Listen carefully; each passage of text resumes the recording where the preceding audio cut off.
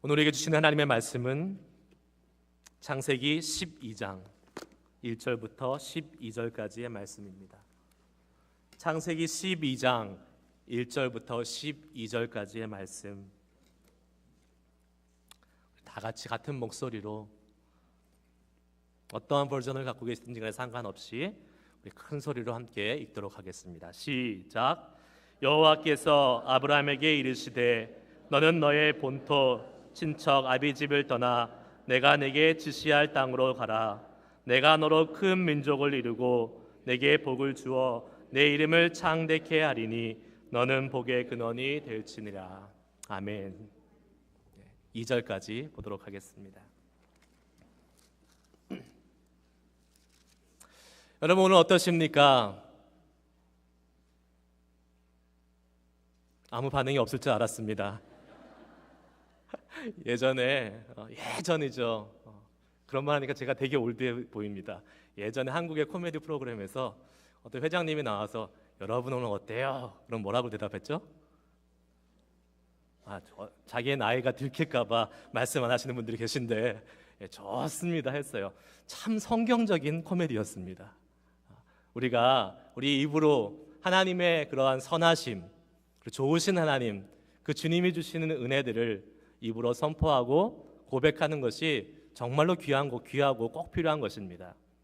혹시 여러분의 마음에 좀 근심이 있을지라도, 오늘 이 시간 좀 염려가 있을지라도, 하지만 입으로, 우리의 믿음으로는 주님 좋습니다, 좋으신 그 주님을 의지해서 제가 주님의 그 좋으심을 선포합니다 라는 의미에서 다시 한번 물어보겠습니다. 여러분은 어떠십니까? 어떠십니까? 좋습니다. 그 좋으신 주님의 은혜가 오늘 우리 예배 가운데 가득한 줄 믿습니다. 아멘. 우리 교회는 올 한 해 복의 근원이 될지니라, Be a blessing 이라는 창세기 12장 1절 2절 말씀을 가지고 지내오고 있습니다. 이번 주로 벌써 2015년 4월이 마무리가 됩니다. 4개월이 벌써 지나가는 것이죠. 이 4개월을 마감하시면서 다시 한번 우리의 삶이 얼마나 복의 근원되는 삶, 복된 삶을 살고 있는지 한번 점검해 볼 좋은 타이밍이 아닌가 생각이 됩니다. 이 말씀을 들으시면서 한 번 더 우리 옆 사람에게 축복하시면서 시작하기를 원합니다. 복이 되는 삶을 삽시다 라고 축복해 주시기 바랍니다. 복이 되는 삶을 삽시다. 그렇습니다. Be a blessing. 하나님의 복이 되는 삶, 나 혼자 복을 누리는 것이 아니라 내가 복이 되고 남에게 복이 되는 그러한 삶, 주님이 우리에게, 우리 새누리교회에게 2015년도 허락하신 큰 은혜이자 축복인 줄 믿습니다. 그러한 삶을 살 수 있는 저와 여러분 되시기를 축복합니다. 여러분, 아브라함 하면 제일 먼저 떠오르는 것이 무엇입니까? 오늘 본문 말씀의 주인공 아브라함, 우리가 1년 동안 붙잡고 살아가는 이 아브라함의 복. 성경을 많이 읽어보신 분들, 아니면 오랫동안 신앙생활을 해오신 분들은 아브라함 생각하면 아마 제일 먼저 떠오르는 장면이 높은 그 모리의 산 꼭대기에서 아들 이삭을 하나님이 바치라고 하니까 노년에 얻은 그 외아들 하나를 큰 믿음으로 주저없이 제물로 드리려고 했던 그 믿음의 거장 아브라함을 생각하실 수 있을 것입니다. 어떤 분들은 오늘 본문 말씀에 나오는 대책 없이 하나님이 떠나라고 하니까 본토 친척 아비의 집을 떠나서 믿음으로 순종의 길을 걸었던 그 아브라함, 그 믿음의 거장 아브라함을 생각하실 수도 있을 것입니다. 여러분, 아브라함의 별명이 뭔지 아십니까? 성경은 아브라함을 뭐라고 지칭하고 있습니까? 무엇의 조상? 믿음의 조상이라고 이야기하고 있습니다. 그렇습니다. 분명 아브라함은 엄청난 믿음의 소유자였습니다. 부인할 수 없지요. 그리고 그 믿음은 우리가 본받고 따라가야 될 정말 중요한 것입니다. 우리가 구원을 얻는 데 있어서도요, 믿음은 정말 중요한 역할을 합니다. 에베소서 2장 8절, 우리가 너무 잘 아는 말씀이지요. 다 같이 한번 읽어볼까요? 시작. 너희가 그 은혜를 인하여 믿음으로 말미암아 구원을 얻었나니 이것이 너희에게서 난 것이 아니요 하나님의 선물이라. 보통 이 말씀을 읽을 때 이렇게 읽습니다. 너희가 그 은혜를 인하여, 여기까지 쭉 흘러가고요, 믿음으로 말미암아 구원을 얻었나니 해서 믿음이 정말 중요하다고 강조를 합니다. 그런데 저는 이 말씀을 그렇게 읽지 않기 원합니다. 이렇게 읽어야 되는 게 맞습니다. 너희가 그 은혜를 인하여 믿음으로 말미암아 구원을 얻었나니. 믿음도 중요하지만 더 중요한 것은 하나님의 은혜입니다.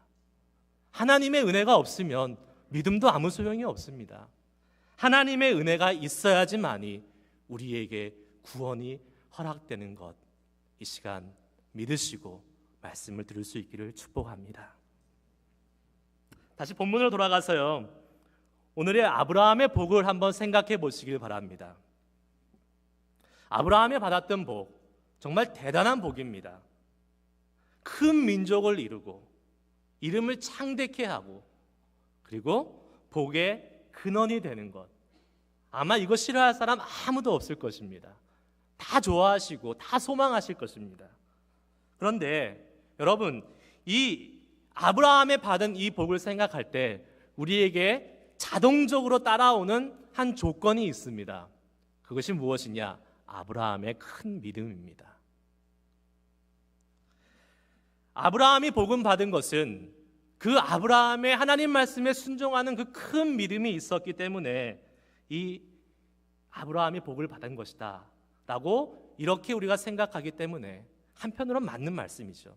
근데 그것이 전부가 아닌데 아브라함의 믿음을 강조하다 보니까 더 중요한 하나님의 은혜를 잊어버리는 안타까운 일이 벌어지고 말았습니다. 그런데 여러분, 창세기 오늘 이 말씀을 한 번 더 자세히 살펴보면 과연 아브라함이 처음부터 그 큰 믿음을 가지고 하나님께 순종했기 때문에, 그 아브라함의 믿음 때문에 아브라함은 하나님의 복을 받기에 마땅한 사람이었을까요? 아니요, 그렇지 않습니다. 아브라함은 하나님의 복을 받을 자격이 없는 사람이었습니다. 그런데 왜 아브라함의 이 복을 생각하면 아브라함이 믿음이 있었기 때문에, 그 어마어마한 믿음을 가졌던 소유자이기 때문에 아브라함이 복을 받았다고 생각하는 것일까요? 아마도 우리가 어렸을 때 교육을 받아왔고 또 우리가 사는 이 세상의 법칙이, 우리가 무엇인가를 누리게 되고 어떤 결과를 얻어지면 반드시 그것에 따르는 희생이나 노력이 있다라는 그러한 비은혜의 법칙 가운데 살고 있기 때문에 그러지 않나 싶습니다. 우리는 어려서부터 학교에 가면 이런 교육을 받습니다. 부지런한 새가 벌레를 잡는다. 수고 없이는 소득을 기대하지 마라. 이 세상에 공짜란 없다. 네가 가진 권리를 주장해라. 돈을 낸 만큼 찾아 먹어라.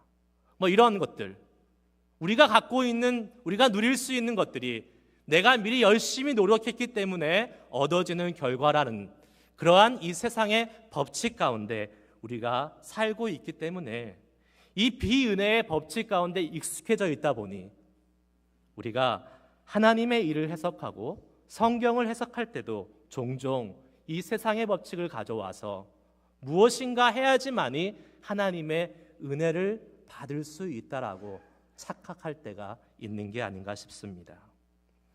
그래서 이 아브라함이 받은 복도 그 복의 원인을 아브라함의 그 무엇에서 찾으려고 그렇게 많이 노력해 오지 않은가 싶습니다. 아브라함은 원래 처음부터 믿음의 사람으로 태어났고 그 큰 믿음이 있었기 때문에 하나님의 이 복을 누렸던 사람이다. 이런 결론을 내리고 시작해 버립니다. 그 결과 우리 믿음 생활이 좀 피곤해졌어요. 힘들어졌어요. 믿음 생활이 해피하지 않아요. 왜요? 우리는 그런 아브라함 같은 믿음의 사람이 아니니까. 그런 큰 믿음의 거장이 지금은 아니니까. 맨날 넘어지고 맨날 실수하고 은혜를 얻기 위해서 자꾸 무엇인가를 해야 된다라고 생각하고, 그리고 복을 받기 위해서 그 복 받을 만한 자격이 있는 사람이 되기 위해서 애쓰다 보니까 우리가 너무나 많이 우리의 신앙생활이 힘들고 피곤해졌다는 것입니다.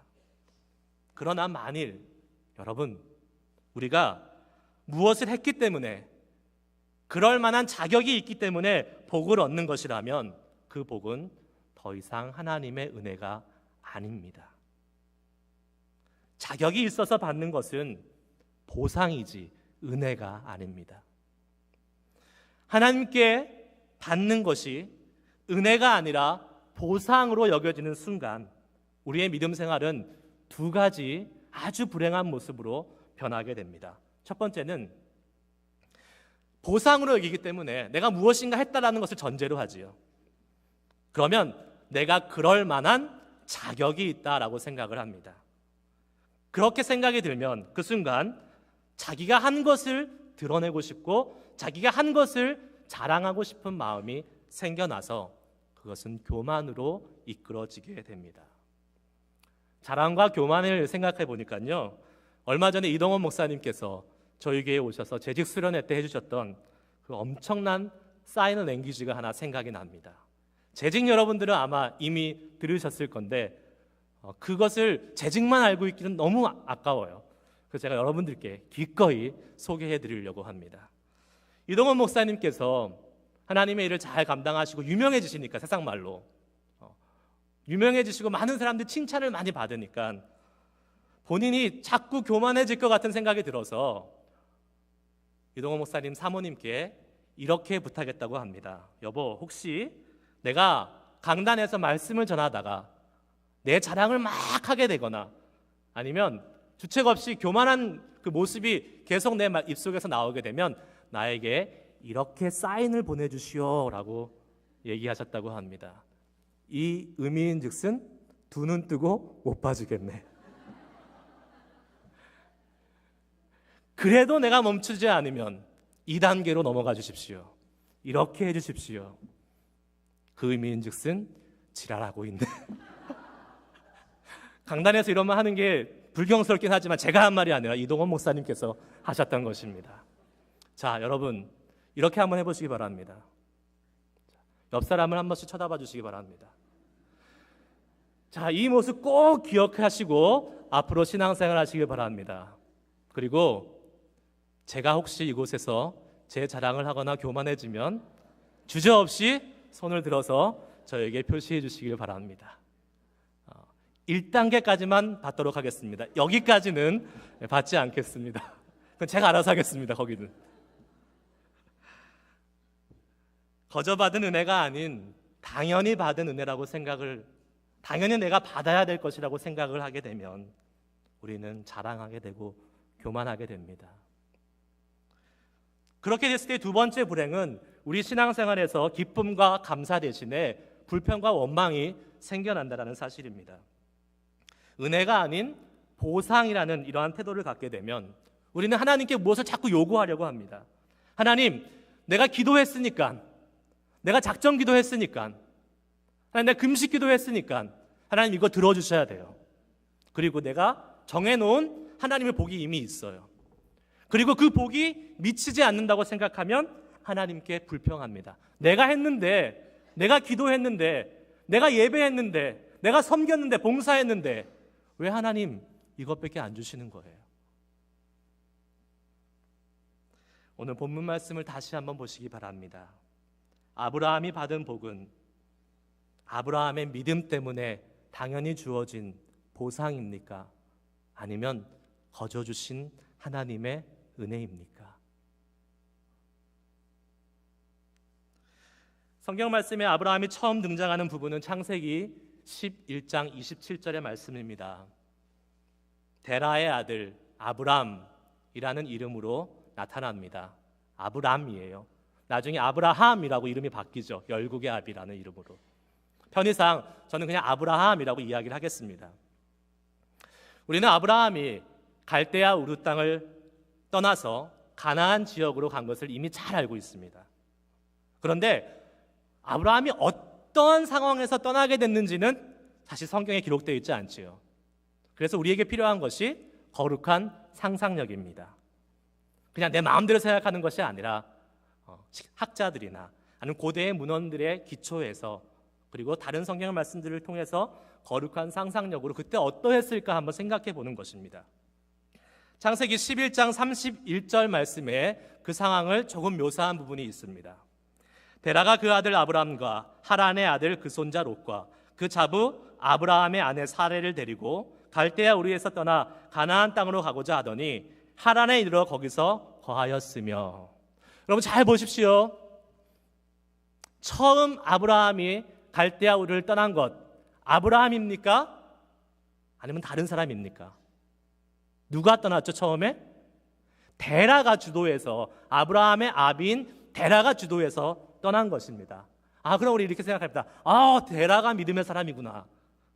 아니죠. 그건 더더욱 아닙니다. 사도행전 7장 2절 3절을 보십시오. 사도행전 7장 2절 3절 말씀을 보면 그것이 아니고 하나님의 말씀은 분명 아브라함에게 임했다고 말씀하고 있습니다.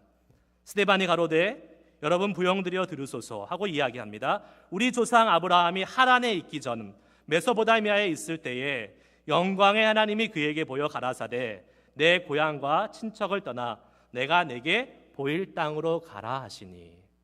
누구에게 말씀이 임했습니까? 아브라함에게 임했습니다. 우리는 머릿속에 독자 이삭까지도 아낌없이 바치려 했던 그 순종의 큰 믿음의 아브라함을 갖고 있기 때문에 의심의 여지 없이 아브라함이 믿음으로 갈대아 우르를 떠났을 것이라고 확신합니다. 그런데 과연 그럴까요? 아까 말씀드린 거룩한 상상력으로 한번 들어가 보겠습니다. 어느 날 아브라함에게 뜬금없이 한 신이 나타납니다. 그리고 그 나타난 신이 아브라함에게 말을 합니다. 너 당장 지금 그곳을 떠나. 그렇게 말한 신이 누구인지 알지도 못해요. 우리는 지금 생각하니까 하나님의 말씀을 믿었고 그 말씀을 떠났다라고 생각할 수 있지만 누구인지 몰라요. 어떤 신인지도 몰라요. 얼마나 황당합니까? 그러한 상황에서 아브라함이 떠나야 됐던 것입니다. 이러한 상황을 구약학자들은 이렇게 추론합니다. 아브라함 당시에 고대 세계는 다른 사람들처럼 다신론적 신앙을 가지고 있었다. 이런 체계에서 신들은 자연의 힘과 연결되어 있었으며 자연현상을 통해 자신을 통해 나타내 보였다. 이 신들은 자신의 본성을 계시하거나 그들의 은총 혹은 진노가 가져올 결과에 대해서 전혀 알려주지 않았다. 이 신들을 예배한다는 것은 그들에게 아첨을 하거나 감언인설을 하거나 비유를 마치거나 달랜다는 것이었다라고 성경 배경주석에 나와 있습니다. 무슨 말이죠? 아브라함이 하나님을 믿고 그 믿음으로 떠났다는 것이 아니에요. 오히려 아브라함은 누군가도 모르는 여러 신 중에 하나가 나타나서 나에게 떠나라고 이야기했는데 그것이 무섭고 두려워서, 그리고 그렇게 하지 않으면 안 될 것 같아서 그 신의 비유를 마치려고 그 아버지 데라한테 가서 아버지 큰일 났어요. 내가 어저께 밤에 한 신한테 지금 있는 곳을 떠나라는 소리를 들었는데 떠나지 않으면 큰일 날 것 같아요. 그렇게 얘기해서 떠나게 된 것입니다. 이것이 우리가 알고 있는 믿음의 조상 아브라함의 시작입니다. 그 어디에도 아브라함의 믿음을 내세울 게 없습니다. 여기에는 오직 아브라함을 선택하시고 그리고 새로운 역사를 시작하신 하나님의 은혜만 있을 뿐입니다. 아멘입니까? 은혜라는 것은 이런 것입니다. 아브라함이 한 것이 아무것도 없어요. 그럼에도 하나님은 아브라함을 선택하셨고 그에게 나타나셨고 말씀하셨고 그리고 복을 약속하셨고 그 복을 이루실 것을 우리에게, 아브라함에게 허락해 주셨다는 것입니다. 이것이 은혜입니다. 여기서 무엇을 내세울 수 있습니까? 여기서 아브라함이 무엇을 나타낼 수 있겠습니까? 아무것도 없지요. 반면에 하나님은 그런 아브라함을 복의 길로 인도하고 계십니다. 그러므로 갈대아 우르를 떠나서 가나안 땅으로 들어가는 이 본문에서 우리가 도전받아야 될 것은 아브라함의 믿음이 아니라 하나님의 은혜인 줄 믿습니다. 그리고 그 믿음이라는 것을 강조하지 말고, 물론 믿음이 중요하지요. 나중에 그 아브라함이 그 믿음을 통해서 더 큰 하나님의 은혜를 경험했던 것을 보면 믿음은 참 중요합니다. 하지만 반드시 기억해야 할 것은 그 믿음 이전에 하나님의 은혜가 있었다라는 사실입니다. 아무 자격이 없는 아브라함을 축복의 길로 인도하신 하나님의 은혜가 먼저 있었기 때문에 이후에 독자 이삭이라도 아낌없이 바칠 수 있었던 그 믿음의 아브라함이 있을 수 있다는 사실을 기억하시길 바랍니다. 그런데 오늘날 우리는 종종 이것을 너무나 거꾸로 반대로 생각할 때가 많이 있습니다. 여러분 신앙생활은 어떠신지 한번 돌아보세요. 믿음이 있어야 은혜를 받을 수 있다라고 생각하고 신앙생활을 하는 사람이 참 많습니다. 믿음이 있어야 은혜가 있다.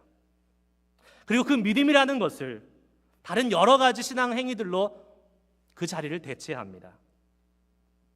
그리고 마치 은혜 받기 위해서 그러한 신앙의 행위들을 해야지만이 그 결과로서 하나님의 은혜가 오는 것이라고 생각하는 경우가 종종 있습니다. 착각입니다. 잘못된 생각입니다. 은혜에는 공식이라는 게 있을 수 없습니다. 은혜 받는 데는 무슨 특별한 방법이 있어서도 안 되는 것입니다. 만약 우리가요, 어떠한 방법을 통해서, 어떠한 공식을 통해서 은혜를 받을 수 있다고 한다면 그것은 은혜가 아닙니다. 왜냐하면 은혜란 거저 하나님께서 주시는 것이기 때문입니다.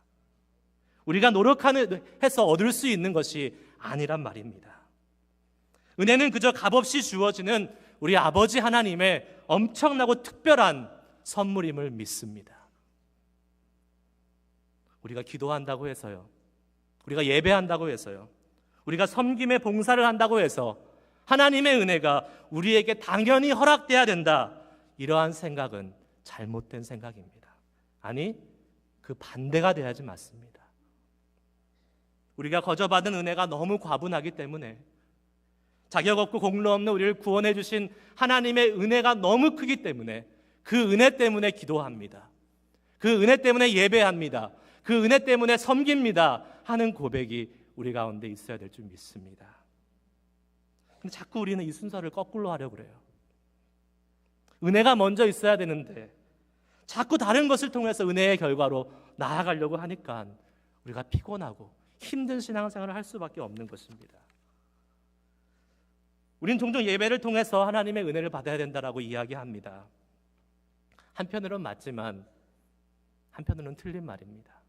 아니, 틀린 말이 더 맞습니다. 우리가 예배를 통해서 은혜 받는다고 생각해버리면,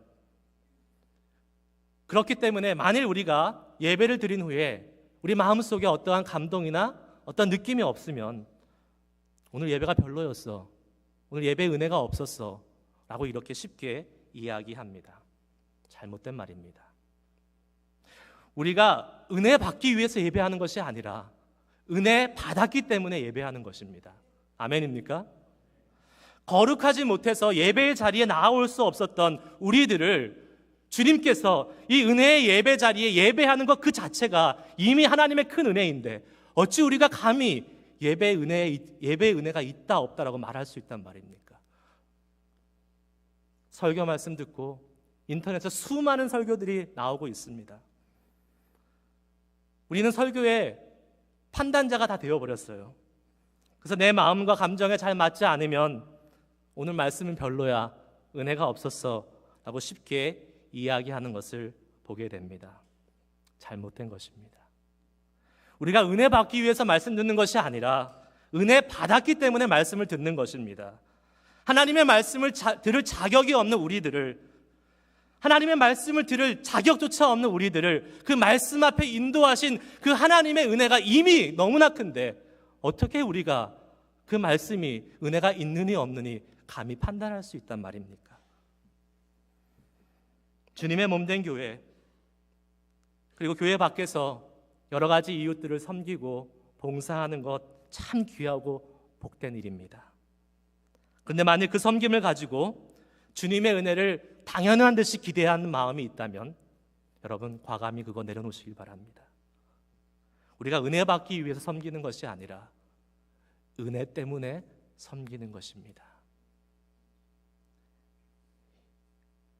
이미 목숨을 버리기까지 우리를 사랑하시고 십자가에서 죽음으로써 우리를 섬겨주시고 희생하신 그 주님의 그 놀라운 섬김과 사랑이 엄청난데 어찌 감히 그것과 비교할 수 없는 작은 우리의 섬김을 가지고 주님의 은혜를 당연시 기대한단 말입니까? 여러분은 어떠한 신앙을 살고 계십니까?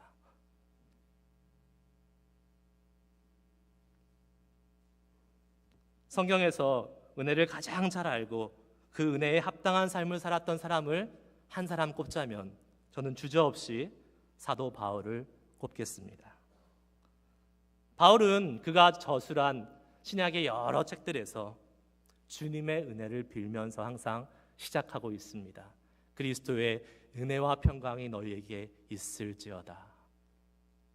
왜 그의 서신서는, 그리고 바울은 왜 그 많은 성경에서 은혜라는 단어를 그렇게 많이 사용하면서 사람들에게 이 신학의 서신을 썼을까요?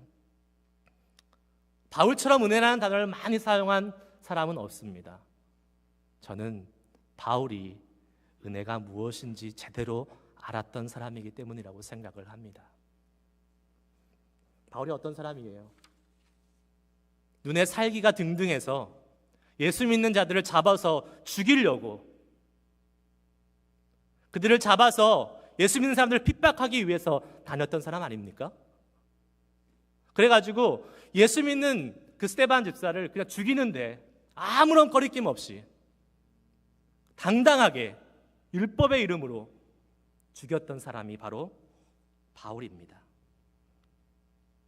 그런 예수를 핍박하던 바울에게 사도행전 9절 말씀에 보면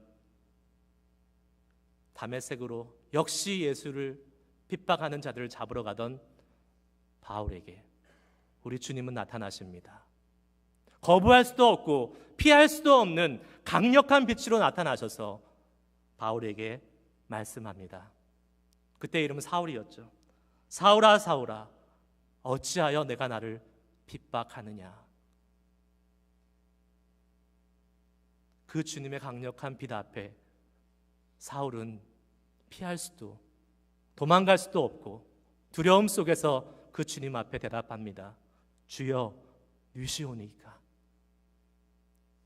그리고 주님은 말씀하십니다. 나는 내가 핍박하는 예수니라.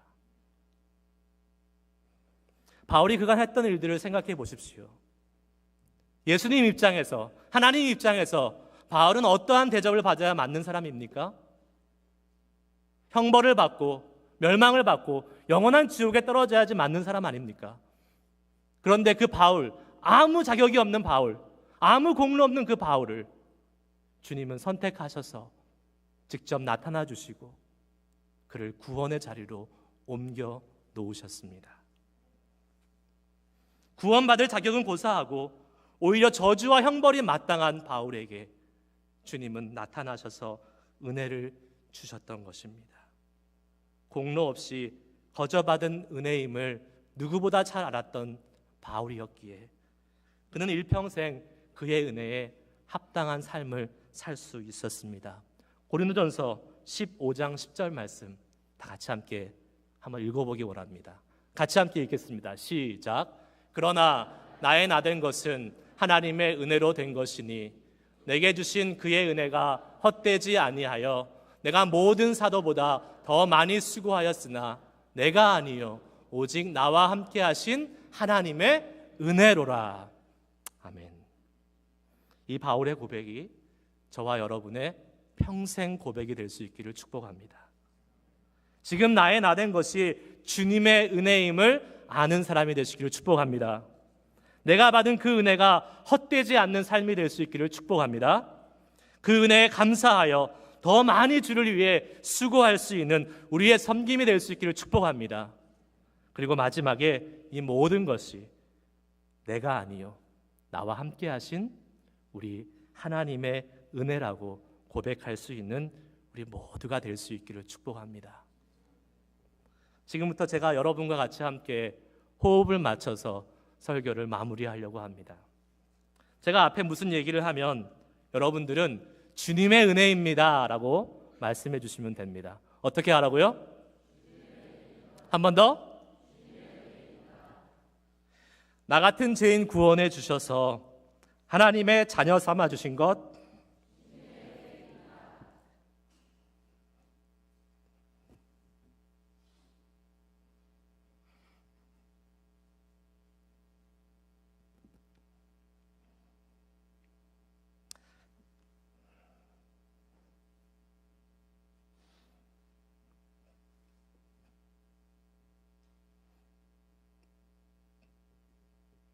오늘 이 자리에서 예배 드릴 수 있는 것,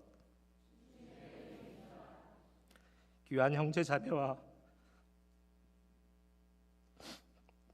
주 안에서 한 가족 되어서 교회 이루게 하신 것,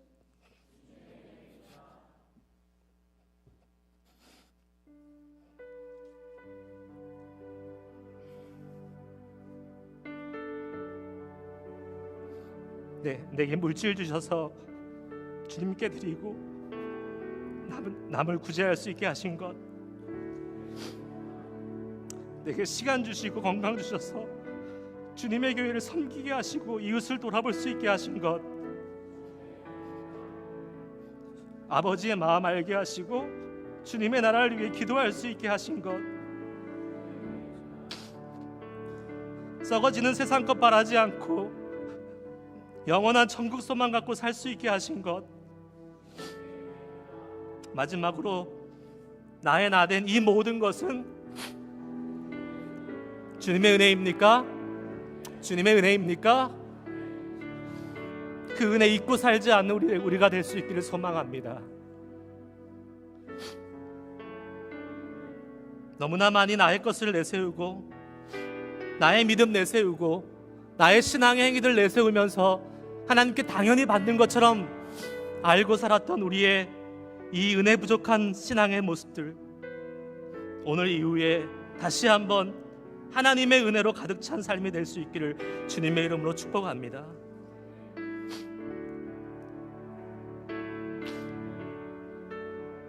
정말 오래된 찬양의 가사가 하나 있습니다. 만일 나의 생에 주님이 없었다면 이란 이 찬양인데요, 너무 오래돼서 유튜브에도 잘 안 나와요. 제가 이 찬양을 다시 한번 말씀을 준비하면서 정말 많이 듣고 마음속에 담았던 찬양의 가사가 있어서 여러분들에게 일부를 소개해드리고 마치려고 합니다. 한번 눈을 감고 조용히 한번 들어보시길 바랍니다. 만일 나의 생에 주님이 없었다면 지금 내 모습이 이대로 남아있을까? 덧없이 오고 가는 인생, 그 뜰모를 삶의 의미를 헛된 곳에서 찾아 헤매고 있지 않을까? 나는 갈 길을 몰랐으나 주님은 나를 이끄시어 가장 복된 삶의 길을 가르쳐 주시고 거절할 수 없는 부피로 다가온 사랑의 그 주님, 그 생명의 빛에서 나는 거듭났습니다. 나의 나된 것은 오로지 주의 은혜라. 나의 공로로 되어진 것이 전혀 없도다. 나의 나된 것은 오로지 주의 은혜라. 이제 나의 생명, 나의 영혼, 나의 모든 것 주님을 위하여, 주님을 위하여. 기도하시겠습니다.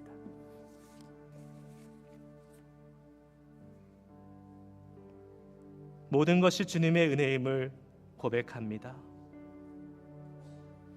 하나님의 은혜가 없으면 이 자리에 내가 있을 수도 없음을 고백합니다.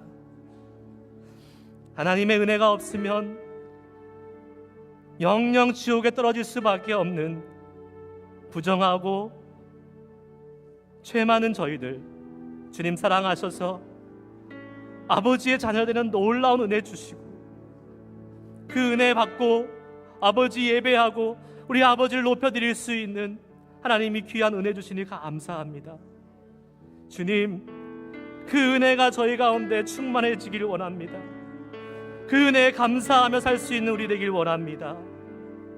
아버지, 저희가 그 은혜에 소홀해지거나 그 은혜가 약해지지 않게 하여 주시고, 날마다 그 은혜의 구원의 감격이 더 풍성해지고 더 넘쳐나서 주님을 위해서 더 헌신하고 더 열심히 섬길 수 있는 저희의 삶 될 수 있도록 도와주시고, 그 이후에 이 모든 것이 주님의 은혜이었습니다 라고 고백하며 우리 주님만을 찬양할 수 있는 우리들 되게 하여 주시옵소서.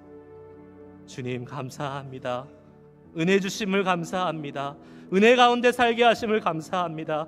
은혜 주실 주님을 찬양합니다. 모든 영광 주께 드리며 예수 그리스도 이름으로 기도드리옵나이다. 아멘.